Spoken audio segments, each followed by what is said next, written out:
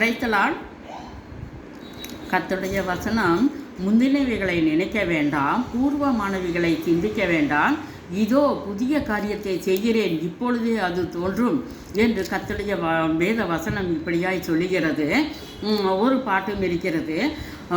விலை போகாத பாத்திரம் நான் விரும்புவார் இல்லையே, விலை எல்லாவும் கிருபையால் உகந்ததாக்கிடுமே, தடைகள் யாவும் நீக்கி நம்மை உம்மை போல் மாற்றிடுமே, உடைத்து என்னை உந்தனுக்கே உடமையாக்கிடுமே,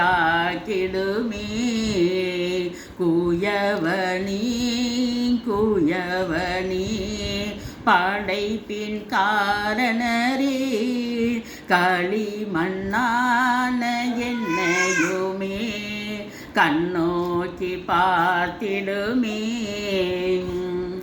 ஆமென். எரேமியா 18ஆம் அதிகாரம் 18வது அதிகாரத்திலே, அந்த அதிகாரத்திலே பார்க்கும் பொழுது எரேமியாவுக்கு கர்த்தருடைய வசனம் உண்டாகி, நீ எழுந்து குயவன் வீட்டிற்கு போ, அங்கே திருகையினாலே குயவன் வணைந்து கொண்டிருந்த மண்பாண்டத்தை நீ பார் என்று சொல்லி எரேமியாவிடத்திலே கர்த்தர் இப்படியாக பேசி இருக்கிறார்.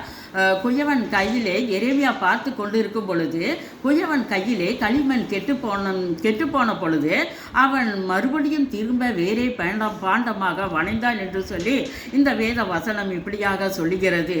களிமண் குயவன் கையிலே இருக்கிறது போல நீங்கள் என் கையில் இருக்கிறீர்கள் என்று சொல்லி கர்த்தர் எரேமியாவை பார்த்து, ஜனங்களை பார்த்தும் கர்த்தர் சொல்லுகிறார். நாம் இந்த உலகத்திலே பாவம் செய்யாதபடிக்கு, பாவம் என்றால் என்ன என்று சொல்லும்போது, கர்த்தருக்கு பிரியமில்லாத காரியம் விக்கிரக ஆராதனை. அந்த விக்கிரக ஆராதனை செய்யும் பொழுது இம்மையிலும் மன்னிப்பு இல்லை, மறுமையிலும் மன்னிப்பு இல்லை. இன்னும் பாவங்கள் பிலிசூனிய கட்டுகள் செய்தல், மந்திரவாதியிடத்தே போவது, மந்திரம் செய்வது, விபச்சாரம் செய்வது, இதெல்லாம் கர்த்தருக்கு பிரியமில்லாத காரியம்.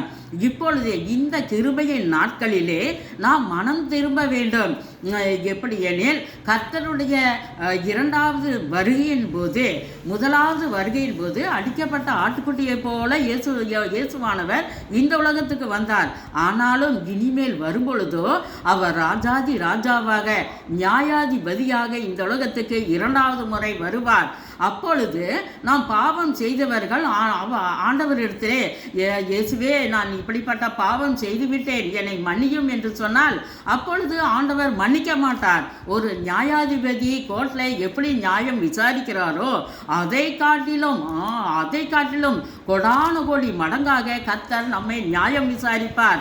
நாம் தீங்கு செய்கிறவர்கள், கர்த்தருக்கு பிரியமில்லாத காரியங்கள் செய்வது நரகத்திலும், நாம் பரிசுத்தமாக இந்த உலகத்திலே நாம் வாழ்வோம் என்றால் நம்மை பரலோகத்திலும் இயேசுவானவர் நம்மை தகுதிப்படுத்துவார். எரேமியாவுக்கு இப்படியாக குயவன் கையிலே மண்பாண்டம் கெட்டுப்போன பொழுது அதை திரும்ப வேறே பாண்டமாக வணைந்தார். இந்த கிருபையின் நாட்களிலே நாம் மனம் திரும்பி பாவம் செய்யாதபடிக்கு கர்த்தருக்காக நாம் ஜீவிப்போம். ஆமேன்.